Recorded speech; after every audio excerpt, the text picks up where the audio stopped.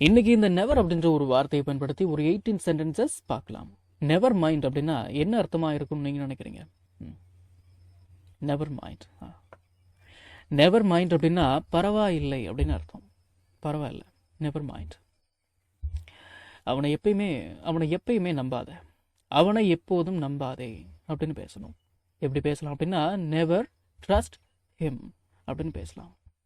Never trust him அப்படின்னா அவனை எப்பயுமே நம்பாத. சரி, நான் அதை தொடவே இல்லை, நான் அதை தொடவே இல்லை, நான் அதை தொடவே இல்லை. ஐ நெவர் டச்ட் இட் அப்படின்னு பேசலாம். ஐ நெவர் டச்ட் இட், நான் அதை தொடவே இல்லை. நம்பிக்கையை மட்டும் எப்பயும் இழந்துடாத, நம்பிக்கையை மட்டும் எப்பயும் விட்டுறாத அப்படின்னு பேசணும். எப்படி பேசலாம் அப்படின்னா நெவர் கிவ் அப் ஹோப் அப்படின்னு பேசலாம். நெவர் கிவ் அப் ஹோப் அப்படின்னா நம்பிக்கையை மட்டும் எப்பயும் விட்டுறாத அப்படின்னு அர்த்தம். சரி, அவன் எனக்கு எப்பயுமே ஹெல்ப் பண்ணதே இல்லை, அவன் எனக்கு எப்பயுமே ஹெல்ப் பண்ணதில்லை அப்படின்னு பேசணும். ஹீ நெவர் ஹெல்ப்ஸ் மீ அப்படின்னு பேசலாம். ஹீ நெவர் ஹெல்ப்ஸ் மீ, அவன் எனக்கு எப்பயுமே ஹெல்ப் பண்ணதில்லை அப்படின்னு அர்த்தம். உங்ககிட்ட நான் பொய் சொன்னதே இல்லை, உங்ககிட்ட நான் பொய் சொன்னதே இல்லை அப்படின்னு பேசணும். I never light to you அப்படின்னு பேசலாம். லைட் டு அப்படிங்கிறத லைட் டு அப்படின்னு சேர்த்து வச்சுருங்க. I never light to you அப்படின்னா உங்ககிட்ட நான் பொய் சொன்னதே இல்லை அப்படின்னு அர்த்தம். சரி, உன்னை நான் எப்பயுமே சந்தேகப்பட்டதே இல்லை, உன்னை நான் எப்பயுமே சந்தேகப்பட்டதே இல்லை அப்படின்னு பேசணும். எப்படி பேசலாம் அப்படின்னா ஐ நெவர் டவுட்டட் யூ அப்படின்னு பேசலாம்.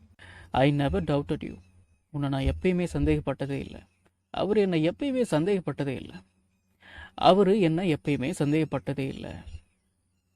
எப்படி பேசலாம்? ஹீ நெவர் டவுட்டட் மீ அப்படின்னு பேசலாங்களா? சரி, ஹீ நெவர் டவுட்டட் மீ, அவர் என் மேலே எப்பயுமே சந்தேகப்பட்டதே இல்லை. நீ மாறவே மாட்ட, நீ மாறவே போறதில்ல, நீ மாறவே மாட்ட அப்படின்னு பேசணும். யூ வில் நெவர் சேஞ்ச் அப்படின்னு பேசலாம்.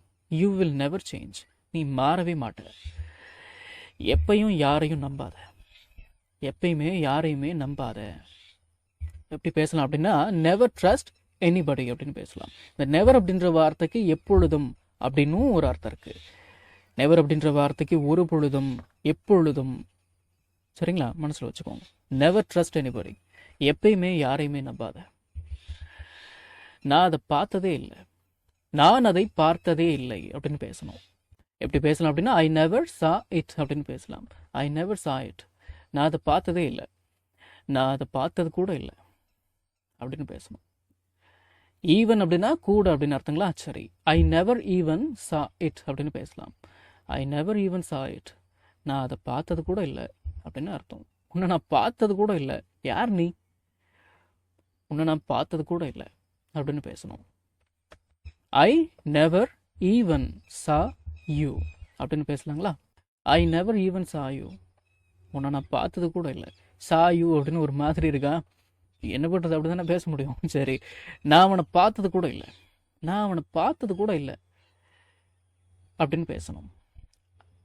அவனை அப்படின்னா ஹிம் அப்படிங்கிறீங்களா? சரி, ஐ நெவர் ஈவன் சா ஹிம், ஐ நெவர் ஈவன் சா ஹிம், நான் அவனை பார்த்தது கூட இல்லை, நான் அவரை பார்த்தது கூட இல்லை. ஹிம்னா அவனை, அவரை அப்படின்னு அர்த்தங்களா? சரி, இப்போ நான் அவளை பார்த்தது கூட இல்லை இல்லை அப்படின்னு பேசணும். நான் அவளை பார்த்தது கூட இல்லை அப்படின்னு பேசுறதா இருந்ததுன்னா ஐ நெவர் ஈவன் சா HER ஹர் அப்படிங்கிறீங்களா? சரி, ஐ நெவர் ஈவன் சா ஹர், நான் அவளை பார்த்தது கூட இல்லை. சரி, என்னோட ஒய்ஃப் கிட்ட கூட நான் சொல்லலை, என்னோட ஒய்ஃப் கிட்ட கூட நான் சொல்லலை, என்னோட ஒய்ஃப் கிட்ட கூட நான் சொல்லலை அப்படின்னு பேசணும்.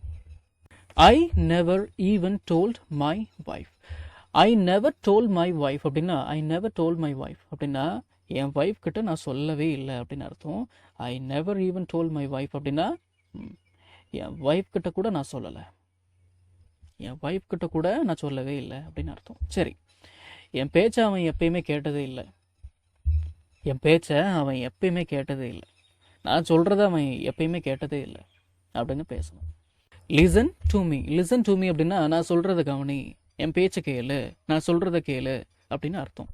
இங்கே ஹி அப்படின்ற வார்த்தை வந்திருக்கிறதால இந்த எஸ்ன்ற வார்த்தை லிசன் கூட சேர்ந்து வந்திருக்கு இல்லைங்களா? சரி, he never listens to me அப்படின்னா he never listens to me, அவன் என் பேச்சை எப்பயுமே கேட்டதே இல்லை, நான் சொல்கிறத அவன் எப்பயுமே கேட்டதே இல்லை அப்படின்னு அர்த்தம். நம்ம தமிழ்ல பேசக்கூடிய அன்றாட வாக்கியங்களை இங்கிலீஷ்ல எப்படி பேசலாம்னு சொல்லி ஒரு 1000க்கும் மேற்பட்ட ஆங்கில வாக்கியங்களை தமிழ்ல மொழிபெயர்த்து ஒரு 5 PDF நான் ரெடி பண்ணியிருக்கேங்க. ஒரு PDFலையும் 200க்கும் மேற்பட்ட ஆங்கில வாக்கியங்கள் தமிழ் மொழிபெயர்ப்போட இருக்குங்க. ஸ்கிரீன்ல தெரியுற மாதிரி ஒரு பிடிஎஃபோட பிரைஸ் வந்து பாத்தீங்கன்னா 49 rupees. ஆனா இந்த 5 பிடிஎஃபையும் நீங்க 250 ரூபா கொடுத்துலாம் நீங்க வாங்க தேவையில்ல. ஜஸ்ட் 199 rupees பே பண்ணி நீங்க வாங்கிக்கலாம். உங்கள சில பேருக்கு இந்த பிரைஸ் கொஞ்சம் அதிகமா தெரியலாம். உங்ககிட்ட நான் பணிவோட சொல்லிக்கிறது என்னன்னா, இந்த 5 பிடிஎஃபையும் ரெடி பண்றதுக்கு எனக்கு 1 வாரம் டைம் எடுத்துக்கிச்சுங்க. ஸோ அந்த டைமுக்கு தான் நான் உங்ககிட்ட பணம் கேட்கறேனே தவிர மற்றதெல்லாம் எதுக்கும் கிடையாதுங்க. நீங்க புரிஞ்சுப்பீங்கன்னு நான் நம்புறேன். பிடிஎஃப் வந்து இப்படி தாங்க இருக்கும். ஸோ விருப்பம் உள்ளவங்க ஸ்கிரீன்ல தெரியுற நம்பருக்கு கால் பண்ணுங்க.